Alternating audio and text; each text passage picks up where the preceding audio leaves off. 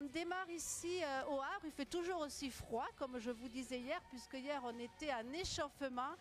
J'ai à mes côtés un représentant du président Édouard Philippe, monsieur le prêtre, qui nous a rejoint, qui nous dira quelques mots sur le Havre et tout ce qui se passe ici avec ce projet de grand port Paris-Rouen-Le Havre. Mais avant de vous céder la parole, je voudrais déjà donner la bienvenue à tous ceux qui nous ont rejoints physiquement. On est dans des événements digitaux, donc c'est ces trucs hybrides où on a évidemment des personnes qui nous suivent en streaming. Les interventions sont filmées, on les réutilise sur les réseaux et tout le monde peut nous suivre. Et donc, depuis 11 ans maintenant, E5T, je rappelle toujours la signification des 5 E, énergie au pluriel, efficacité énergétique, environnement, économie et territoire. Depuis 11 ans, on essaye de mener du mieux possible les 3 missions que nous nous sommes données. La première, c'est d'identifier les initiatives qui contribuent à la transition énergétique pour aller vers cette neutralité carbone au cœur aujourd'hui des politiques partout dans le monde, d'ailleurs, même si l'Europe a été leader en la matière. Les mettre en lumière dans des universités, on parle de 4 saisons, 4 universités, dont là vous avez compris que nous étions dans la saison d'hiver avec l'université que nous avons souhaité dédier à la transition énergétique maritime. J'en dis un mot dans un instant, mais nous avons aussi des universités historiquement à La Rochelle, à Barcelone, à Rome, à Tunis dans quelques semaines pour tout ce qui concerne l'Afrique. On a des accords avec la Chine, avec les États-Unis et on est en train de travailler avec l'Amérique latine parce qu'on ne peut pas évidemment penser la transition énergétique que par ce que nous faisons dans notre pays, même si on a une place, j'espère, de leader à jouer. Il y a plein de gens partout dans le monde qui se mobilisent. Et puis, la troisième mission, c'est d'animer un réseau qui, aujourd'hui, E5T anime un réseau de plus de 2000 personnes avec des experts et plein d'initiatives que je ne vais pas vous détailler aujourd'hui. Donc, c'est la E5T Family. Et depuis quelques semaines, désormais, on a aussi une action éducative avec les 100 leaders pour la planète. Et on vient de lancer un Gateway programme, un programme d'introduction pour tous avec 45 heures de cours qui, sur un an, nous permettent de vraiment être en contact avec tous ceux et celles qui partagent cette ambition d'être une pierre à l'édifice de cette transition énergétique. Alors, j'introduisais hier le sujet en vous disant que déjà, on parle d'économie bleue, c'est récent, ce n'est pas un sujet qui est encore extrêmement creusé, puisque c'est apparu au début des années 2010, qu'il y a encore beaucoup de définitions différentes de l'économie bleue. Je vous invite à regarder l'introduction et ce qu'on a fait hier, je vais juste résumer aujourd'hui.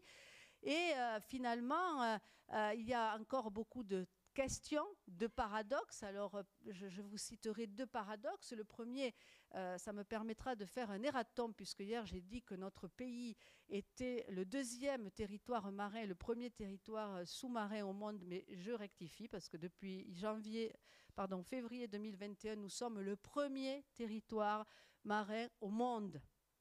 Évidemment, le 1er territoire sous-marin, ça donne quelques responsabilités, quelques avantages et quelques responsabilités. Donc la question était, avec cette position privilégiée devant les États-Unis, devant l'Australie, saura-t-on relever le défi de l'économie bleue qui est désormais au cœur du pacte vert?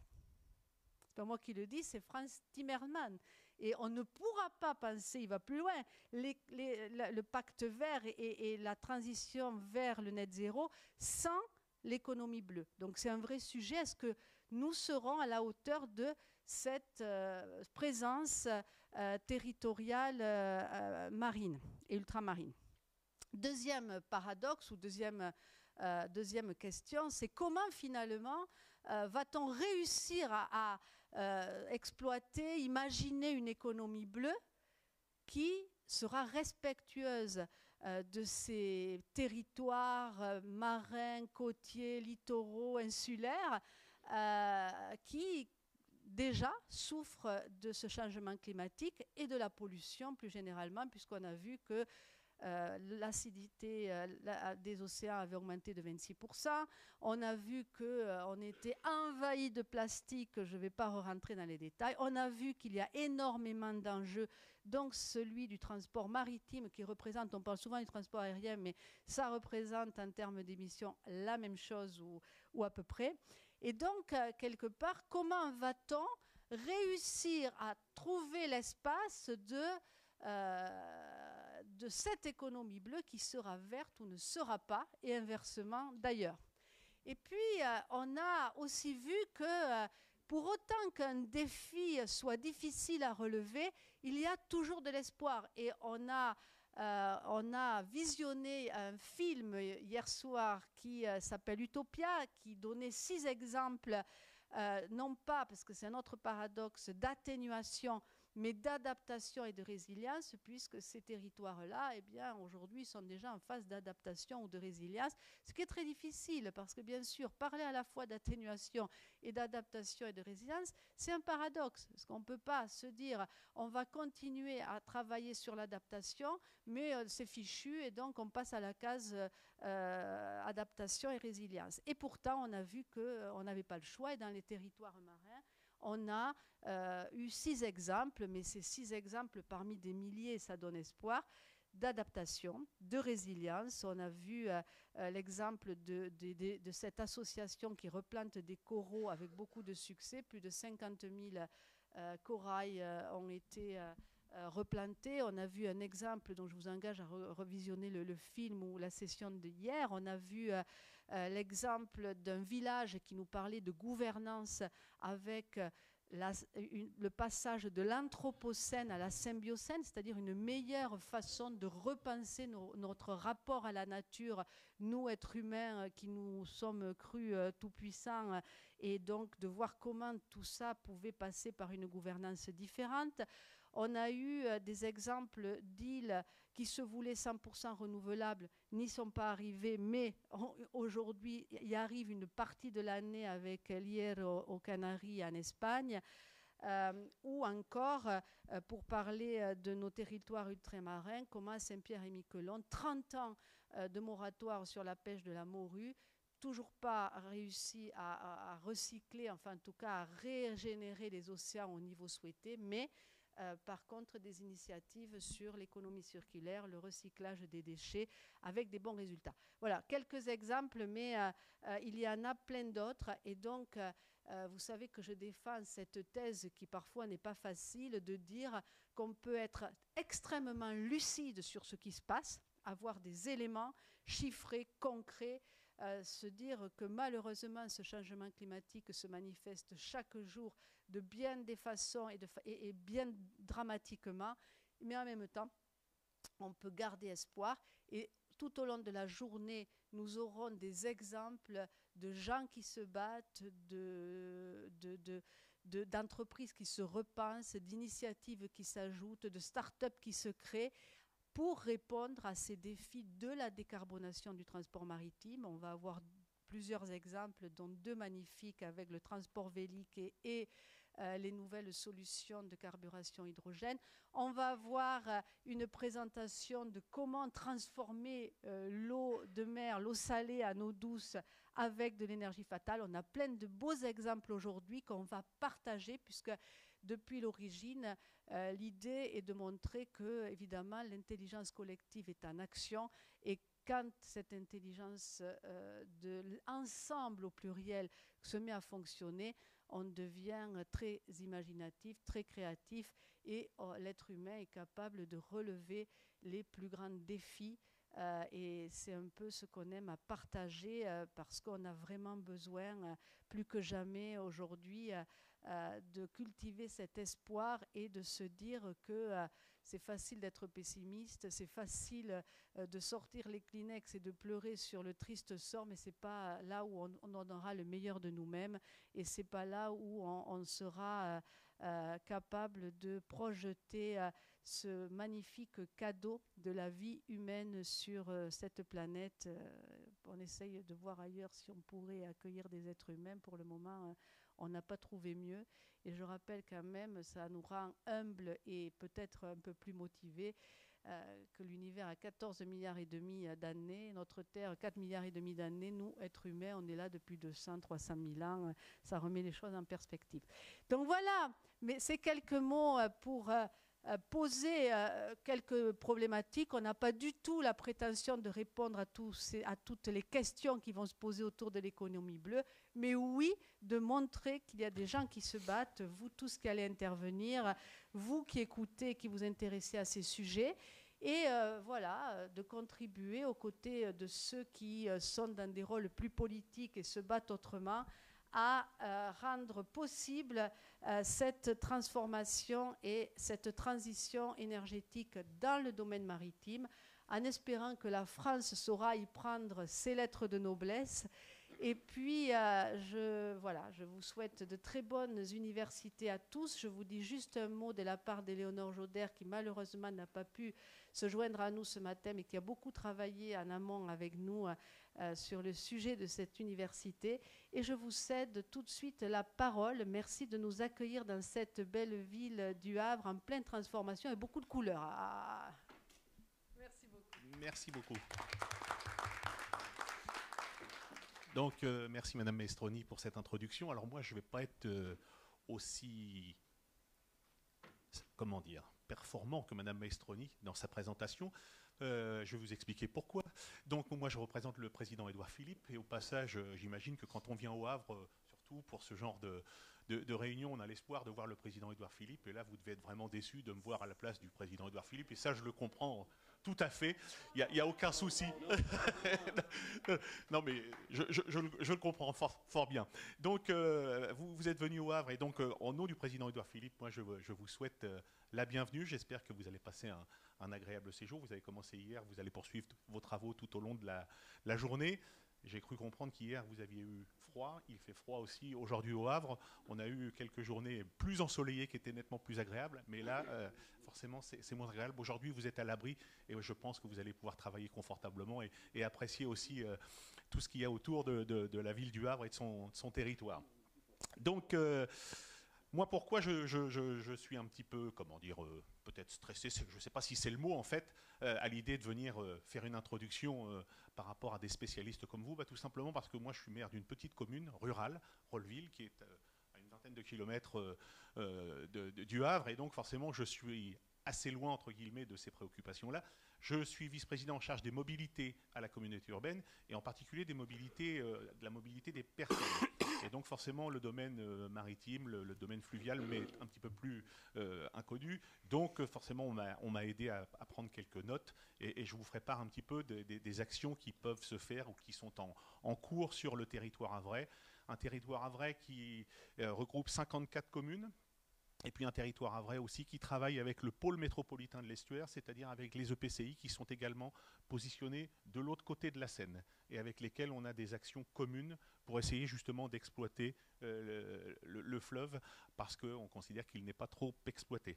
Alors je vais me permettre de suivre un petit peu mes notes pour faire cette introduction. Donc Madame Maestroni me disait en arrivant...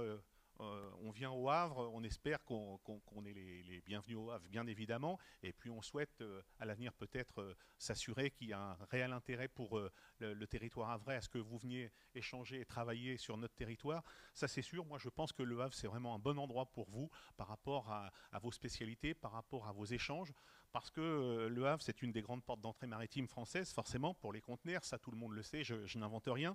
C'est aussi la porte d'entrée fluviale pour alimenter l'Île-de-France, à travers le grand fleuve qui est la Seine. Et c'est aussi un acteur majeur de l'axe Seine et d'Aropar, puisque ça c'est un grand sujet d'actualité. Et le président Édouard Philippe y tient toute sa place, puisque je crois que c'est le président d'Aropar. Et donc forcément il est très vigilant, très intéressé par tous vos travaux.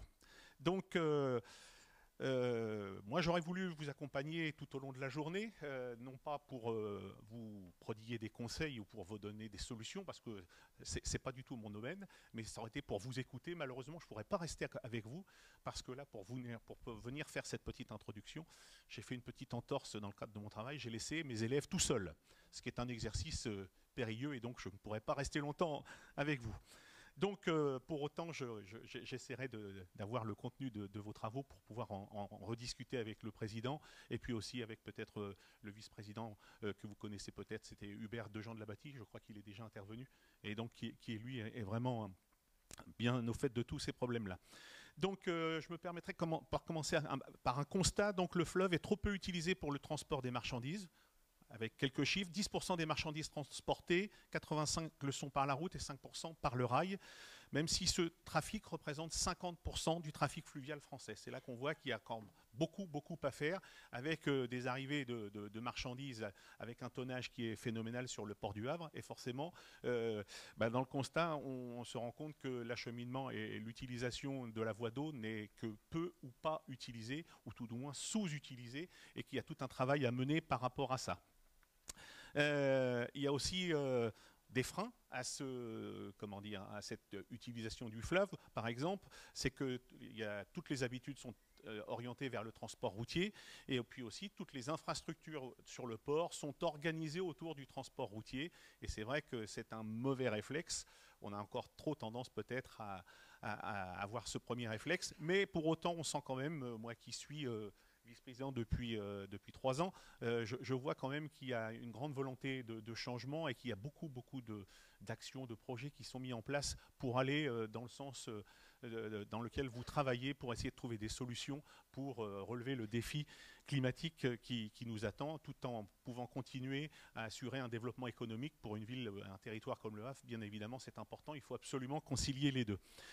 Donc la communauté urbaine souhaite prendre toute sa part dans les évolutions nécessaires à venir et mettra donc en place prochainement un certain nombre d'actions. Alors il y en a qui sont en cours de réflexion, il y en a qui sont déjà bien avancées. Par exemple, il y a une chose qui a été faite par le territoire havrais et puis aussi par le pôle métropolitain de l'Estuaire, c'est l'intégration de la voie d'eau dans la commande publique avec l'élaboration d'un document proposant clauses et critères susceptibles d'être insérés dans un appel d'offres. Ça paraît anodin, on peut se dire c'est uniquement de l'administratif, mais pour autant quand même, c'est quand même un geste important parce que ça oblige certainement ceux qui répondent aux appels d'offres à réfléchir autrement. Et la preuve, c'est que Veolia, par exemple, pour des transports de marchandises, eh bien, a répondu à une offre par la voie fluviale. Il a fait 2 propositions. Et donc, les 5 EPCI qui composent le pôle métropolitain de l'Estuaire auront la possibilité de choisir éventuellement du retour, du transport de marchandises à travers le fleuve.